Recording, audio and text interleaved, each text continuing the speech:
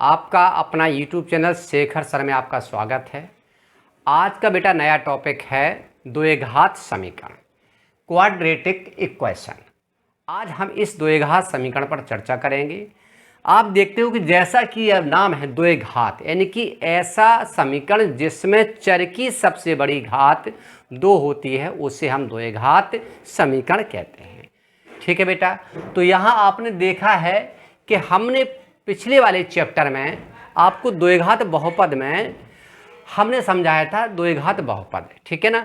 यानी कि द्विघात बहुपद से ही द्विघात समीकरण बनता है। कैसे बनता है इसको जरा समझें। ये मान लीजिए कि हमारा जो द्विघात बहुपद है, इसका जो आपका स्टैंडर्ड फॉर्म था, मैंने बताया था कि ax² प्लस का bx प्लस c, जिसमें a का मान किसी भी कंडीशन में शून्य नहीं हो सकता है।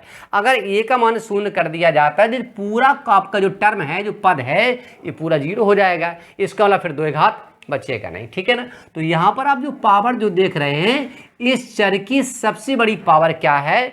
2 है, इसलिए इसको द्विघात समीकरण या बहुपद। लेकिन यहाँ पर क्या जी? बहुपद है, ठीक है ना। ये बहुपद है, ये आपका बहुपद है। क्यों बहुपद है? क्योंकि यहाँ पर समीकरण इसलिए नहीं है क्योंकि यहाँ पर 2 पक्ष नहीं है।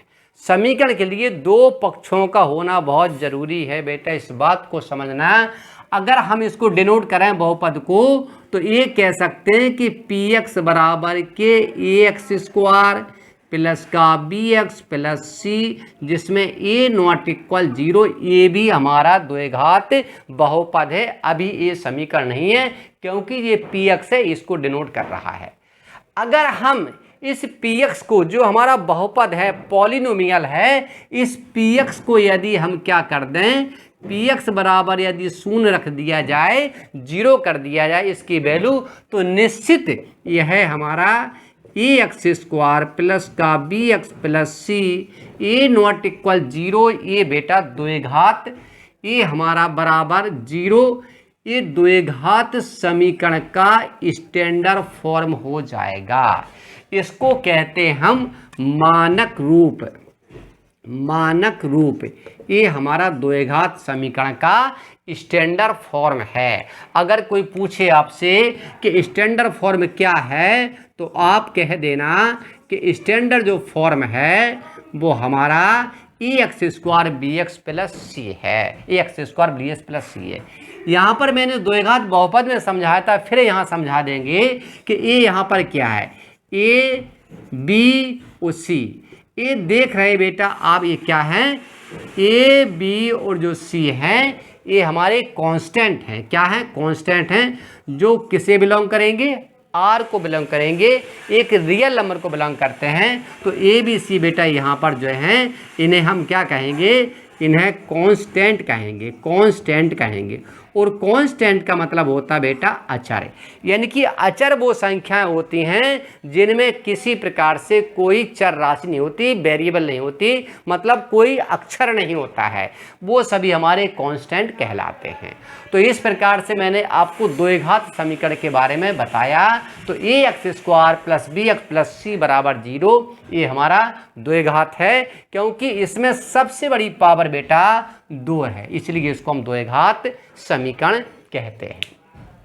अब यहाँ पर मैंने कुछ कोटेशन को लिख रखा है, यहाँ थोड़ा समझा देते हैं, समझने वाली बात है। हमारे यूनान के गणितज्ञ आपके यूक्लिड हैं। इन यूक्लिड ने लंबाइयों को ज्ञात करने के लिए ज्यामिति विधि को विकसित किया था, ठीक है ना। यानी कि लंबाई को हम कैसे मापा जाता है, तो ये हमारे यूनान के जो हमारे गणितज्ञ हैं, यूक्लिड भैया ने इसके बारे में, लंबाइयों को ज्ञात करने के बारे में आपको अवगत कराया कि किस प्रकार से हम लंबाइयों का मापन करेंगे, ठीक है। तो हम बताते हैं कि द्विघात समीकरण किस प्रकार से प्राप्त होता है, इसको जरा समझो बेटा। मान लीजिए कि आपको कोई प्लाट बनवाना है, मकान बनवाना है, और आपने मकान लिया, और मकान आपका क्या है, एक आयताकार आपने मकान ले लिया बेटा, ये समझना, ठीक है ना। ये इसकी बेटा लंबाई है, ये इसकी चौड़ाई है, ठीक है ना। मान लीजिए आपने 84 मीटर स्क्वायर का एक प्लॉट लिया, बहुत बड़ा प्लॉट लिया, और आप इसका मकान बनवाना चाहते हो, ठीक है ना।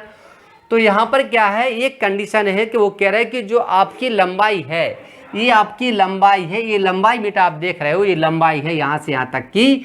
इस लंबाई जो है बेटा इस चौड़ाई से आपकी 5 मीटर अधिक है। यानी कि मान के चलते अगर हम यहाँ मान लेते हैं, इसकी चौड़ाई क्या मान लेते हैं, x मान लेते हैं, तो इसकी जो बेटा लंबाई हो जाएगी वो x + 5 हो जाएगी। क्योंकि कह रहा है कि जो आपकी चौड़ाई लंबाई है उस मैदान की, उसका नाम को प्लॉट की जो आपकी लंबाई है वो चौड़ाई से 5 मीटर अधिक है। ठीक है ना। तो हम देखते हैं कि हमारा जो आपका फिगर बना हुआ है वो कैसा है, रेक्टेंगल के रूप में है, यानी कि आयताकार के रूप में है। और आप जानते होंगे कि आयत का जो क्षेत्रफल होता है, आयत का जो क्षेत्रफल होता है बेटा वो आपका L × B होता है, L × B होता है। और कितना प्लॉट लिया मैंने, 84 मीटर स्क्वायर का। तो यहाँ पर आपका 84 हो जाएगा। वो लंबाई क्या थी, x + 5, क्योंकि चौड़ाई से 5 मीटर अधिक है। तो चौड़ाई मैंने x मान लिया, तो लंबाई क्या हो जाएगी, x + 5 हो जाएगी। तो आप यहाँ देख रहे हो कि लंबाई आपका x + 5 हो गया, चौड़ाई आपका x हो गया। इस प्रकार से गुणा करेंगे तो x² + 5x, ये आपका 84 लिखा रहेगा। इसको अब यदि हम पक्षांतर कर दें तो x² + 5x - 84 = 0। यहाँ देख रहे हैं कि इस समीकरण जो आपका बना हुआ है इसकी सबसे बड़ी पावर कितनी है, 2 घात है। इसका मतलब है ये 2 घात समीकरण है। इस प्रकार से इन समीकरणों को हम 2 घात समीकरण कहते हैं। हमारी भारतीय गणितज्ञ हैं, यानी कि गणित के क्षेत्र में भारतीयों का बहुत बड़ा बेटा योगदान रहा है। इस बात के हम ऋणी हैं और हम इस बात को भूल भी नहीं सकते।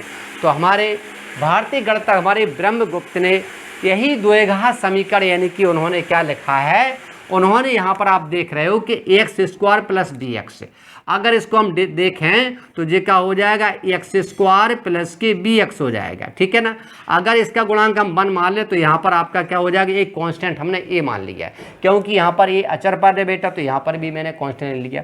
तो ax² + bx बराबर आपका इस 84 लिखा, यहाँ पर भी कांस्टेंट हम क्या कह देते, c कह देते। तो हमारे भारतीय गणितज्ञ ब्रह्मगुप्त ने ax² + bx बराबर c के रूप में 2 घात समीकरणों को हल करने का सूत्र दिया था, यानी कि अगर आप देखा जाए तो इस समीकरणों को हल करने के लिए आपके पास यहाँ देख रहे हैं मैंने यहाँ पर 4 विधियां रखी हैं। ठीक है ना।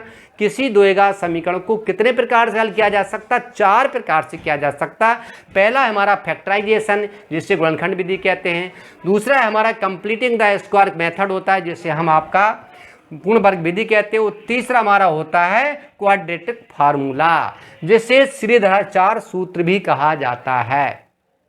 इसकी सहायता से, यानी कि 3 मुख्य रूप से हमारे पास किसी 2 घात समीकरण को हल करने की बेटा हमारे पास 3 विधियां होती हैं मुख्य रूप से, लेकिन होती तो 4 है। आलेख विधि से ग्राफिकल मेथड कहते हैं, इसकी सहायता से भी बेटा 2 घात समीकरणों को हल किया जा सकता है और किया जाता है। लेकिन यहाँ पर आलेख विधि का कहीं किसी प्रकार से उल्लेख नहीं होगा। आप अगले जाकर के स्टैंडर्ड क्लास में फर्स्ट ईयर इंटर में जब पढ़ेंगे तो आप आलेख विधि के द्वारा भी 2 घात समीकरण का सॉल्यूशन प्राप्त कर सकते हो।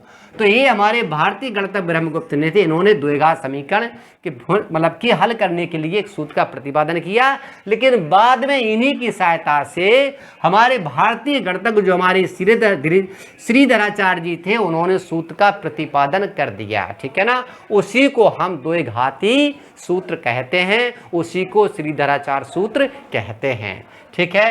तो आप यहाँ पर देख रहे हो कि 2 घात हमारा समीकरण है। ये क्या है बेटा, 2 घात समीकरण है। और यहाँ पर देख रहे हो कि अगर हम इसको हल करें तो गुणनखंड विधि, यानी कि फैक्टराइजेशन करके भी हल कर सकते हैं। यानी कि अगर आप देख रहे हो, मैंने आपको बहुपद पढ़ाया था तो उसमें ढेर सारे सवालों को मैंने समझाया था कैसे हल किया जाता है। 84 यहाँ पर लिखा हुआ है, और 84 का में दिया, माइनस में दिया है। ठीक है ना। तो हमने आपको बताया था कि ax² + bx + c, इस रूप का ये सवाल जा रहा है, क्योंकि यहाँ पर गुणांक नहीं है। अगर यहाँ पर a लिख दिया जाए तो कोई भी दिक्कत नहीं, यहाँ पर 1 भी कर सकते हैं आप। अगर हम 84 गुणा 1 में करेंगे तो भी बेटा 84 आएगा, ये कन्फर्म बात है। और c का गुणा a में करेंगे तो हमारा ac आ जाएगा। इसलिए AC है 84, 84 के ऐसे दो फैक्टर हम करते हैं जिनको घटाने पर हमारा 5 आ जाता है। तो हम कह सकते हैं कि 12 गुणित 7, 12 सते आपका 84 हो जाएगा। तो जब 12 सते 7 आपका 84 हो जाएगा तो इसका गुणनखंड क्या हो जाएगा, एक्स स्क्वायर प्लस के 12x हो जाएगा माइनस के आपका 7x हो जाएगा माइनस के 84 बराबर 0 हो जाएगा। तो यहाँ से अगर हम x कॉमन लेते हैं तो x प्लस के 12 हो जाएगा, माइनस का 7 कॉमन लेते हैं तो x प्लस के 12 हो जाएगा बराबर 0 हो जाएगा। x माइनस 7 और आपका x प्लस के 12 बराबर 0 हो जाएगा। अगर इसको शून्य के बराबर बेटा हम करते हैं तो यहाँ से x की वैल्यू बेटा 7 निकालेंगे, कन्फर्म है। और अगर इसको भी हम शून्य के बराबर करते हैं तो x बराबर माइनस के 12 निकालेंगे, ये आपके दो मान निकल के आ जाते हैं। यहाँ समझने वाली बात हम आपको समझाना चाहते हैं कि मैंने यहाँ पर द्विघात समीकरण को क्या कर दिया, हल कर दिया। इस एक्स स्क्वायर ठीक है ना प्लस के 5x माइनस 84 को मैंने हल कर दिया है, ठीक है ना। अगर पूछा जाए, यहाँ समझने वाली बात है कि इस द्विघात समीकरण के दो मान निकल के आए, x बराबर 7 और x बराबर माइनस 12। यही मान, यही हल इस द्विघात समीकरण के बेटा शून्यक मूल कहलाते हैं। क्यों कहलाते हैं कि ऐसे मान कि द्विघात समीकरण के हल भी कह सकते हैं, इनको मूल भी कह सकते हैं, मान भी कह सकते हैं और शून्यक भी कहते हैं। अगर कोई पूछे कि द्विघात समीकरण के हल क्या कहते हैं तो आप कह सकते हैं कि ऐसे मान या बेमान जो द्विघात दिए गए द्विघात समीकरण को संतुष्ट कर देते हैं, उन्हें हम बेटा क्या कहते हैं, उन्हें द्विघात समीकरण के हल कहते हैं, शून्य कहते हैं, मूल कहते हैं। इसलिए यहाँ पर आप देख रहे हो कि x बराबर 7 तो x बराबर माइनस 12 इस द्विघात समीकरण के मूल हैं। अगर आपके पास कोई द्विघात समीकरण ax स्क्वायर प्लस का bx प्लस c बराबर 0 दिया है और यदि इसके शून्य किया मान या मूल या हल अल्फा बीटा हो तो यहाँ पर इसके जो शून्यक होंगे अल्फा बराबर 7 हो जाएगा और बीटा बराबर माइनस 12 हो जाएगा।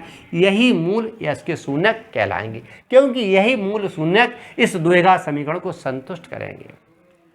कैसे करेंगे, अगर मान लो x बराबर हम 7 देखते हैं, यहाँ पर 7 यहाँ रखते हैं तो 7 का वर्ग हो जाएगा प्लस के 5 गुणित 7 हो जाएगा माइनस के 84 हो जाएगा। 7 सत्ते 49 प्लस के 7 पना 35 माइनस के 84। अगर आपके 49 35 को जोड़ दिया जाए तो 9 5 आपका 14 हो जाएगा, 4 4 8 माइनस 84 यानी कि बराबर 0। इसका मतलब ये द्विघात समीकरण के शून्यक हैं, हल हैं, ठीक है ना। कन्फर्म है, यह बात आपको समझ में आई होगी, ठीक है। चलो आगे देखते हैं। तो हमने इस प्रकार से इन पॉइंटों पर मैंने चर्चा की, क्योंकि हमने ऊपर दिया फुल कॉन्सेप्ट ऑफ फार्मूला। इस आपकी वीडियो में केवल हम आपको क्या देंगे, हम केवल और केवल आपका सूत्रों के बारे में ही इस वीडियो में आपको हम बताएंगे। अब आप देखते हैं द्विघाती सूत्र कहाँ से आता है, इसको जरा समझें, ठीक है ना। देखो हम इसको यहाँ बता देते हैं।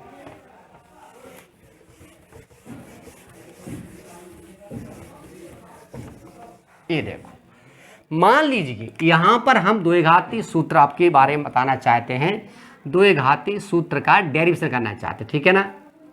द्विघाती सूत्र का, ठीक है, निगमन करना चाहते हैं हम, निगमन मान लीजिए, ठीक है ना, ये प्राप्त करना चाहते हैं, ठीक है। जरा समझो वो सूत्र हमारा क्या है। तो द्विघाती जो आपका जो समीकरण है वो क्या होता है, जरा समझो। माना कि द्विघात, आपका द्विघात जो समीकरण है वो मान लिया हमने ax स्क्वायर प्लस का bx और प्लस c, ठीक है ना, जिसमें बराबर बेटा 0 a नॉट इक्वल 0 के शून्य। आप यहाँ बेटा शून्यक भी कह सकते हैं, मूल भी कह सकते हैं, अल्फा और बीटा हो, ठीक है। तो समझो जरा, अल्फा बीटा हो तो यहाँ पर हमारा द्विघात समीकरण है एक्स स्क्वायर प्लस का bx प्लस c बराबर 0। इसके लिए क्या करेंगे, दोनों पक्षों में हम क्या है, दोनों पक्षों में, या मान लीजिए कोई जरूरी है क्योंकि पक्षांतर हम नहीं कर रहे, a से भाग देने पर, यहाँ मैंने a से भाग देने पर, ठीक, a से भाग देने पर, तो यहाँ पर हम जब a से भाग देंगे तो हमारा एक्स स्क्वायर हो जाएगा, b upon a into x हो जाएगा और c अपॉन ए हो जाएगा। ठीक है ना। अब हमें ये चर्चा करना है कि अगर हम यहाँ पर अचर पद को पक्षांतर भी कर दें तो क्या हो जाएगा जी, एक्स स्क्वायर प्लस के B upon a into x बराबर माइनस सी अपॉन ए। कक्षा मैंने 9th में आपने पढ़ा होगा बेटा कि अगर कोई समीकरण एक्स स्क्वायर प्लस 5x लेकर आपसे कह दिया जाए इसमें क्या जोड़ें कि पूर्ण वर्ग हो जाए, तो यहां पर एक सूत्र लिखते थे कि x का गुणांक, ठीक है ना, यानी कि जोड़ा जाए, एक सूत्र बताया जाता है, जोड़ा जाए बराबर माइनस एक्स का गुणांक अपॉन 2 का बेटा वर्ग, एक्स का गुणांक माइनस 2 अपॉन, ठीक है, वर्ग। अब आप देखो तो गुणांक यहाँ पर 5 है और यहाँ पर गुणांक क्या है, b अपॉन ए, तो माइनस के यहाँ पर b अपॉन ए हो जाएगा, इस b अपॉन ए और अपॉन 2 का होल स्क्वायर। 2 कहाँ जाएगा बेटा, यहाँ जाएगा, जब 2 यहाँ पर जाएगा तो कितना हो जाएगा 2a और माइनस v का वर्ग करेंगे तो b स्क्वायर और 2a का वर्ग करेंगे तो 4a स्क्वायर। यानी कि यहाँ लिख सकते हैं कि दोनों पक्षों में b स्क्वायर अपॉन 4a जोड़ने पर तो देखिए जरा, अगर हम यहाँ पर जोड़ते हैं तो क्या बनता है, x square plus b upon a into x plus के b square upon 4a square बराबर, इसको अगर जोड़ेंगे तो यहाँ पर आपका जो हो जाएगा B square upon 4a minus का c अपॉन ए जो लिखा रहेगा, ठीक है ना। अगर हम इसका वर्गमूल निकालें तो ये एक्स का स्क्वायर का वर्गमूल एक्स होगा, बी स्क्वायर का बी होगा, 4a का 2a का होल स्क्वायर और दूना का में प्लस है और प्लस का जी बन जाएगा a प्लस बी का होल स्क्वायर। कैसे जरा देखो, अगर इसका वर्ग करेंगे तो इसका वर्ग करेंगे तो 2 इंटू ए का मतलब होगा बेटा क्या x और b का मतलब होगा क्या b अपॉन 2a और गुणांक 2 से 2 कट जाएगा तो आप देख रहे हैं b upon a into x, ये आपका आ गया। इसका मतलब ये पद बेटा दूना है बराबर। अगर हम यहाँ पर बेटा एलसीएम लेते हैं तो 4a स्क्वायर हो जाएगा, यहाँ पर b स्क्वायर माइनस गुणा करेंगे तो 4ac, क्योंकि a से a कट जाएगा तो 4a गुणा करेंगे तो 4ac हो जाएगा, ठीक।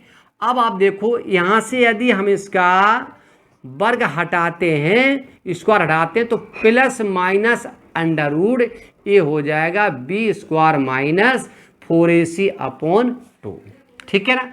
इसको यदि हम पक्षांतर कर देते हैं तो अपॉन 4a स्क्वायर, यदि यहाँ से x की वैल्यू निकालते हैं इसको हम पक्षांतर कर देते हैं तो जे माइनस का b अपॉन 2a हो जाएगा प्लस माइनस आपका under root B square minus 4ac जो तो लिखा रहेगा और 4a स्क्वायर का वर्गमूल निकालेंगे तो बेटा 2a हो जाएगा।